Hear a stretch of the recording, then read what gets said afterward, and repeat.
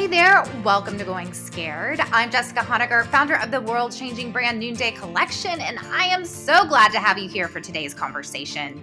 Our Going Scared community gathers here every week for direct and honest conversations that help you to live a life of courage by leaving comfort and going scared. All right, today's episode is really about courage. We're going to talk about stuff. We're going to talk about the habit of organizing our stuff, and how you feel about that might be a little bit triggering. You might think, I'm not doing enough. Maybe you have a perfectly coiffed home and you never lose your keys and you always know where your phone is, but you might be thinking about your shoes and how it's time for you to go through your shoes. Maybe you have dishes piled in the sink and you're this high-achieving person outside your home, but you walk in the door and you feel like, I'm not enough. Wherever you are on the spectrum, today's episode with Dana White is for you. Dana is behind the wild popular website, A Slob Comes Clean. She has got a podcast, books, courses, a blog, videos, and she is the most approachable person to talk to about the habit of home organization. This is not a Marie Kondo conversation. This truly is, let's start with the very basics. Let's have a conversation that's filled with grace, and let's talk about the habit of our homekeeping.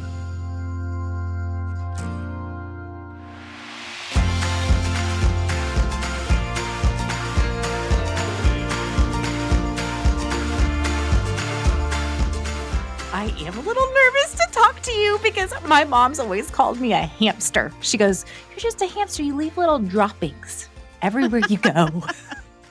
Okay, so my story, though, is that this is me. Like, I am not the person who all this stuff comes easily to. Like, my whole story is that I was like, what is wrong with me? Why can I not do this thing that other people seem to do without even having to think about it?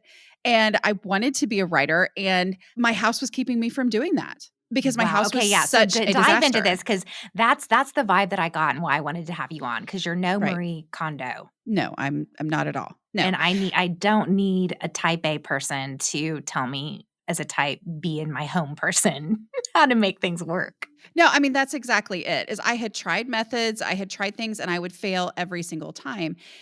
I was not able to do this creative project. So I was a theater arts teacher, like people who knew me as the person who directed plays were always like, wait, your house is a disaster? Because like you just said, I was very driven. I expected things to be done a certain way and I made sure they happened, so like that was my personality. But then I became a stay-at-home mom, and I had always assumed my entire life that once I was a stay-at-home mom and that was my focus, like once that's something that I actually am putting effort into, well, then it won't be hard anymore, right? Even though I'd been messy from the time I was born.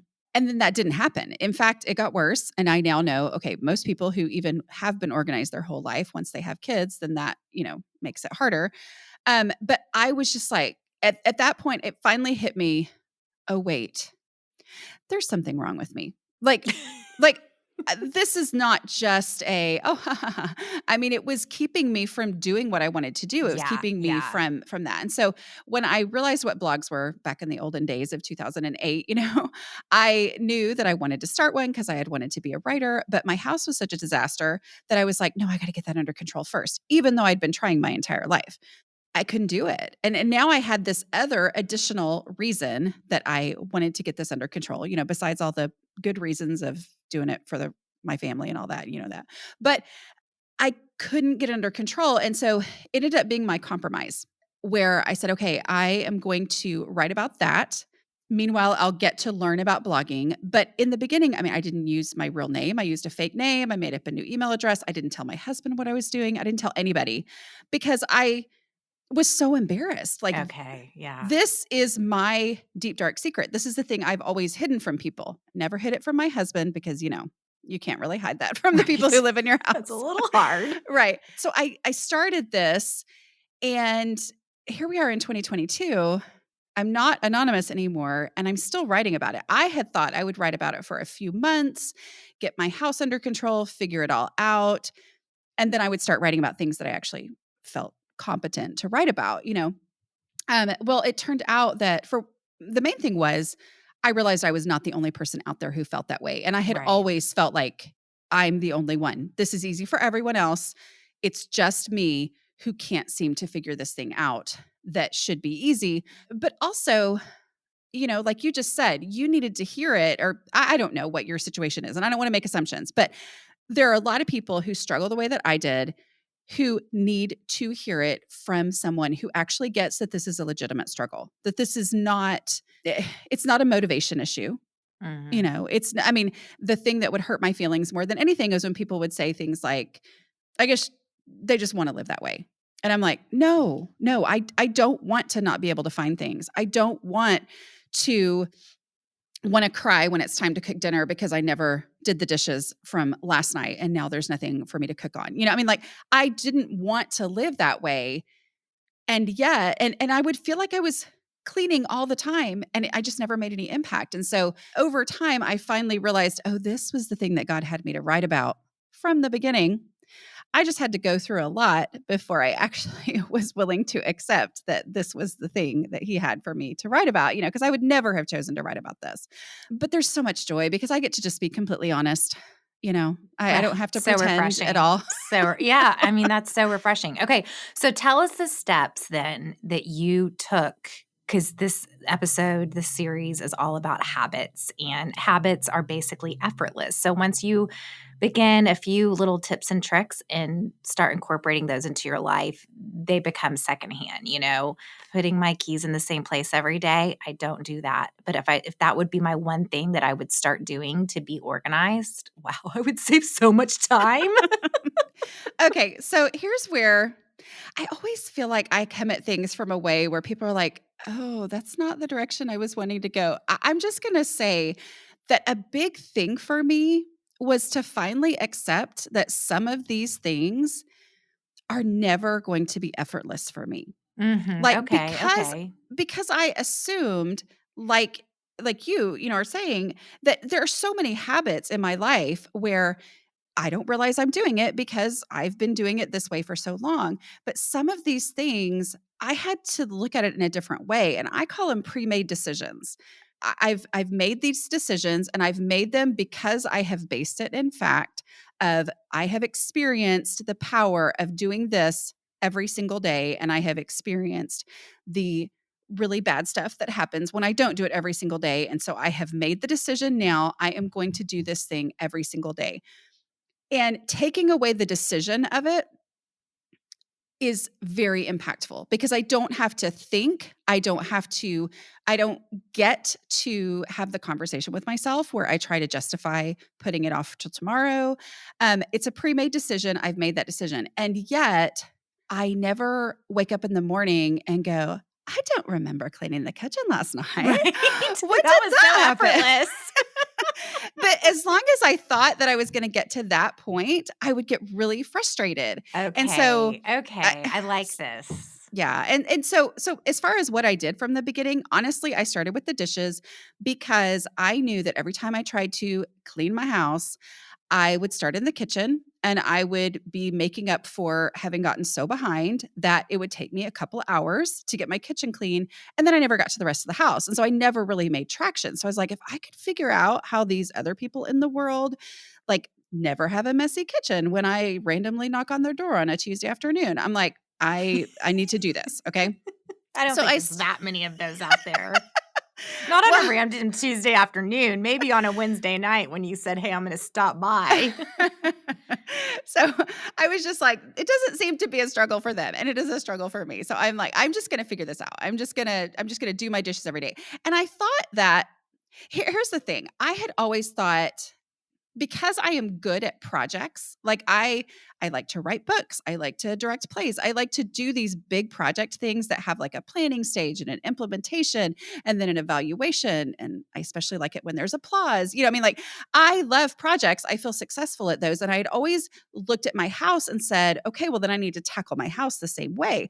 And therefore, it had never made sense to me to do these, maintenance tasks every day when my house was a total disaster. It's like, what difference is it going to make for me to do the dishes every day when the whole house is a complete, disaster zone? But because I was so desperate, I mean, I really was starting from such a point of like, I don't get this. I don't know what to do. I'm just going to do the dishes. That's the least thing I could come up with, that I was hoping maybe I could not fail at that, Doing the dishes every day changed my house.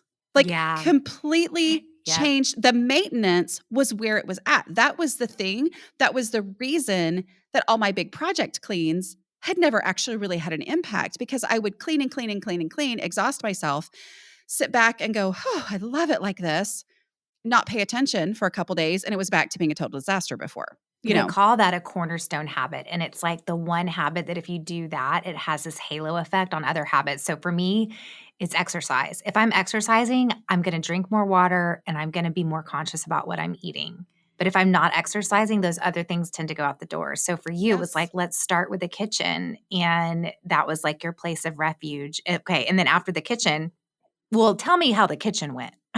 How'd you conquer the kitchen? So I go even narrower than the kitchen. I say the dishes, meaning like literally, I am going to run my dishwasher every single night, which for those who are freaking out, actually takes a whole lot less water than hand washing. But anyway, so if you run your dishwasher every single night, if I will do that, I can keep my kitchen from getting out of control. And having this, like, what is the actual most basic thing that has to be done, or everything else grinds to a halt? That's it. It's doing the dishes. Even if I don't get to the rest of the kitchen. Now, generally, if I do the dishes, I get to the rest of the kitchen. But even if I don't, the dishes will keep it from getting out of control. And it gives me that thing, because I tend to get off in a project, my brain starts going crazy, and then I look around my house and I'm like, "Oh no, we're back to disaster." And I'm, do the dishes, just do the dishes. And having that thing to go back to. I love that. Well, and so you're saying you turn on your dishwasher every night, even if it's not full? Yes.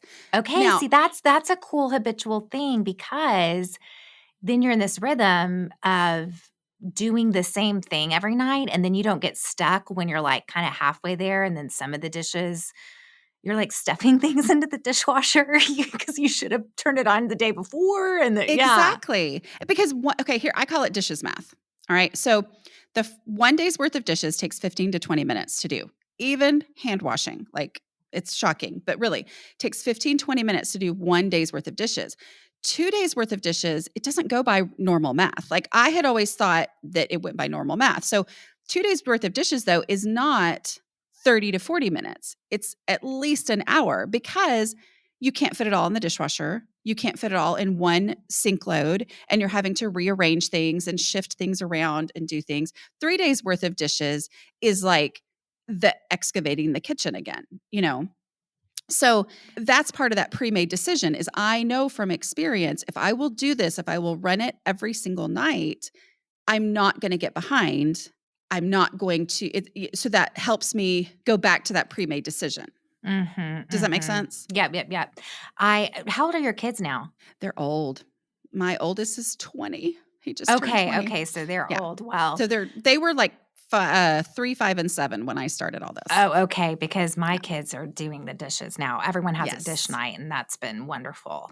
It's the best. Oh, it's so great, and we don't do the laundry either. My kids do their own laundry and their own dish, and they started that in the 5th grade, so I have to tell you, that's a game changer. When they can do their own laundry, it's just like, it kind of feels like going back to being newlyweds, Yeah. where It's like, hallelujah. Yeah. Okay, so we've conquered the kitchen, we've conquered the dishes, we've at least conquered the dishes. What are some of these daily things? Because I know for me, I have just nice little neat piles everywhere, and so those piles can just add up. So, yeah, what's your strategy? And then, like, I'm for sure always looking for my car keys, for sure always looking for my phone. I'm trying to think of the other things that I'm looking for, but the list can go on and on. Well, there's 2 things with that. First of all, there's the daily habit of a 5-minute pickup. meaning an actual 5 minutes. I'm not trying to trick myself into actually doing everything or actually doing 30 minutes worth. I'm saying I'm going to set the timer.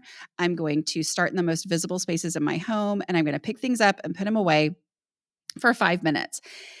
Especially when you involve your family in on that, then, if you have a family That's of a game 5, changer. That that's is a major, 20 yeah. yeah, it's 25 minutes worth of picking up going on in the house done in 5 minutes. Now, it's not fun in the beginning, of course, because they're going to pretend like they don't know where anything is and somebody always has to poop, but it's like this is how we can maintain anything we've done. But the other part of that is decluttering.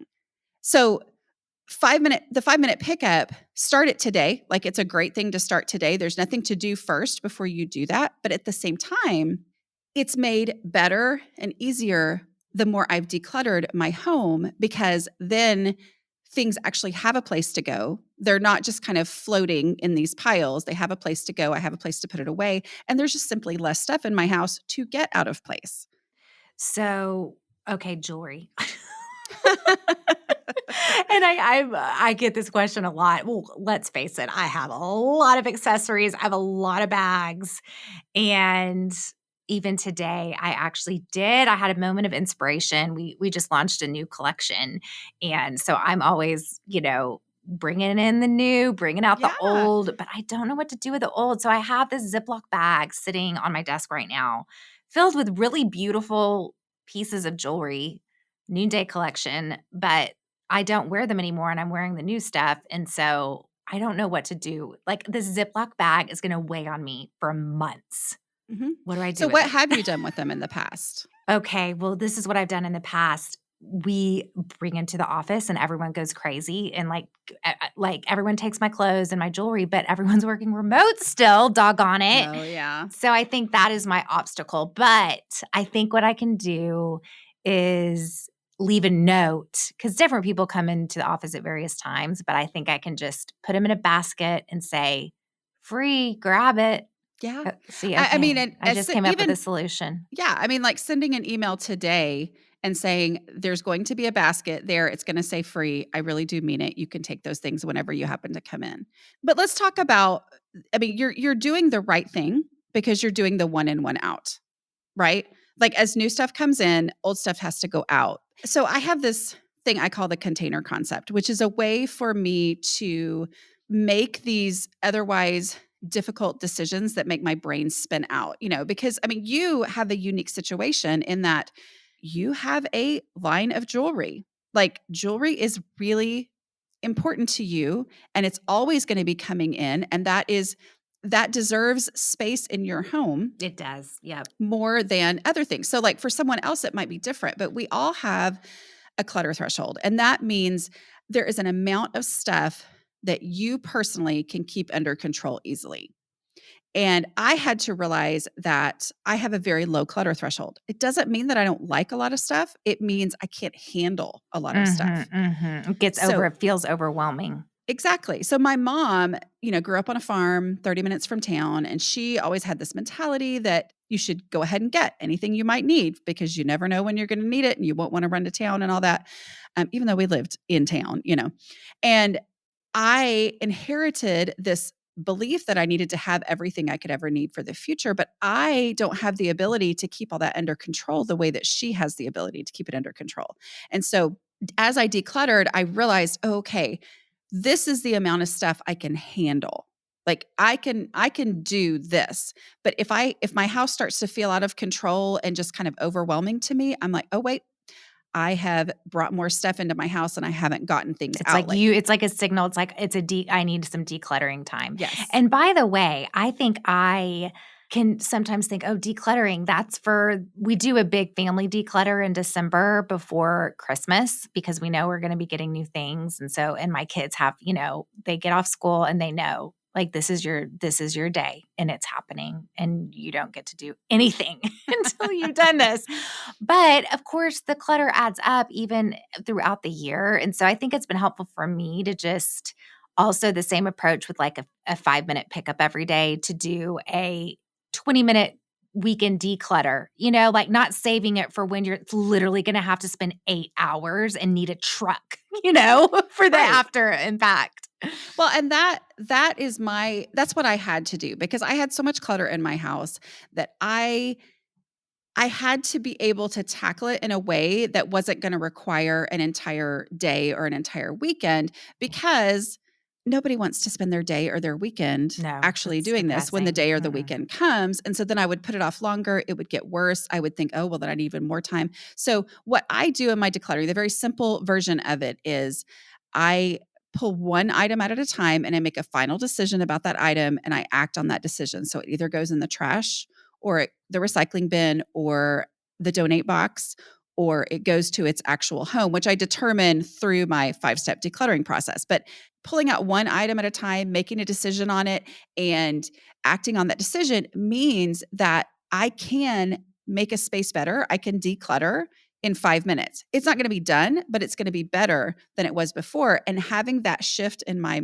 goal of I'm making this space better actually freed me to make real, true decluttering progress in my house where I had never made it before when I had, looked for this magical time when I was going to really get in there and get it all done. Because Right. then I It's would like pull that everything. perfectionist mentality that Right. you have to Because get I rid would of. pull everything out and then I would get overwhelmed and I would shut down. Oh, and then it's all out there.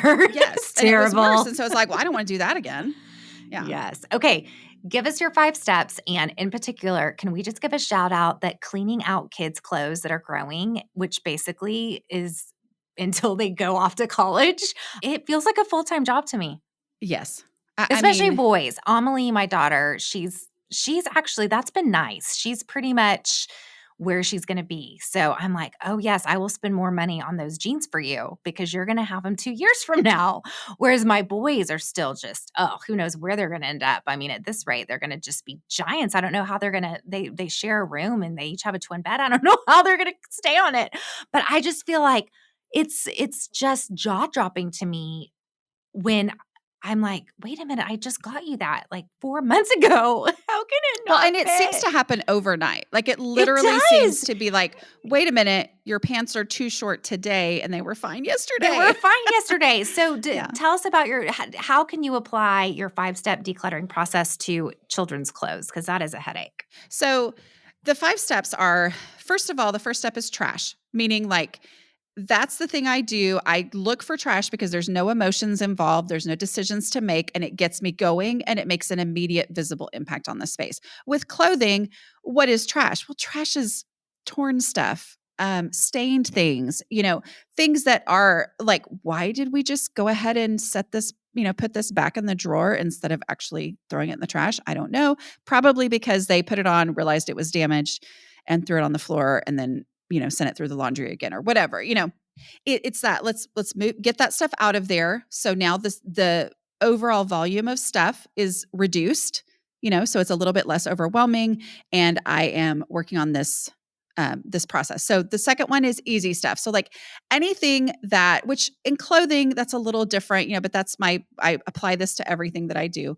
Anything that has an established home somewhere else that isn't there for whatever ever reason. Well, it might be that, oh, we have a separate space where we keep our winter coats, or we have, a tub where we keep our out of season clothes. And for some reason, these things are mixed into this space right now. Okay, so I'm going to go ahead and take those things out so that I am reducing the overall volume because I'm going to have to make some tough decisions at some point. But at this point, I have made this space better without making any decisions whatsoever.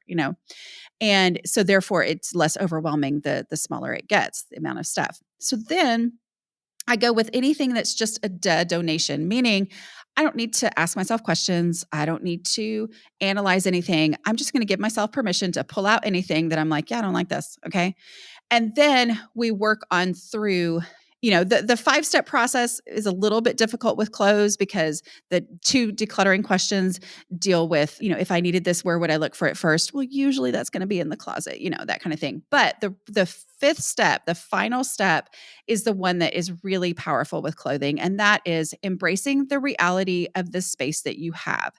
And that's the container concept. So Containers are not for putting things in. They're to serve as limits, which I did not know that, but they are meant to be a boundary. Okay.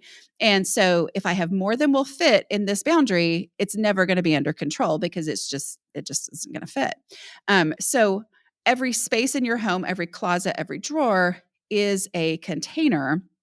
And so, when it comes to socks, we say, okay, this is the space that we have for socks. We have sock drawer.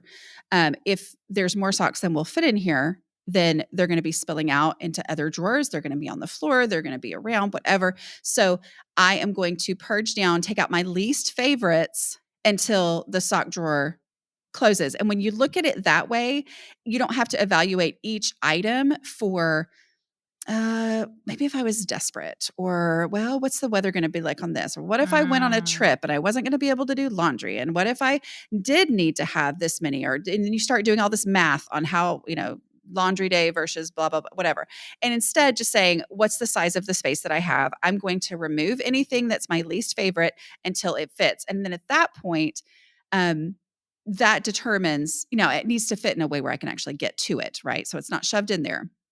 But that helps me, and it frees me from all of those value decisions, because that can be a real issue with clothing, right? It's like, oh, I paid money for this, whatever. But if you embrace the space that you have and your favorite ones are in there first, it just naturally sorts out what's not as favorite, what's not as important. That's good. I like this. Well, Dana, thank you so much for joining us on the show. Where can we find you to get more tips and tricks? So the name of my website that I named back when it was all secret is A Slob Comes Clean. slobcomesclean.com has links to my podcast and my YouTube channel and all the places, my books, places where I am online, all of that. I mean, at least you came up with a really great name back in the day. I know. I mean, that's just a proud thing. You just got to forever be proud about that. I mean, honestly, it is pretty catchy, right? It's so catchy. It's the best. Well, I love it. And I think we're all going to commit to doing our dishes. Maybe people are probably even listening to this while doing their dishes. It's not my dish night. Thank you very much. If you have kids that are old enough to wipe their own butts, then get them to start cleaning the dishes, people. Because let me tell you. I will tell you, if you're like, oh, well, I already have the dishes down. Basically what I did was I said, what drives me craziest? I'm going to solve that problem today, and then I'm going to solve it again tomorrow before it turns into a problem again. And then I'm going to solve it again the next day and the next day. And after 7 days, you generally figure out what works, like what works for you and your family to make it actually into a routine for your home. So good. And I just love the 5-minute declutter. It's going to come with a lot of attitude in my house, but oh, good Lord. But you know what? It's worth it. Oh my gosh, especially the shoes and the backpacks and the piles that happen. I'm just like, get out of my life. We're going to come check you out. Habit of dishwashing. We're committing to it. Thank you so much. Thanks for having me on.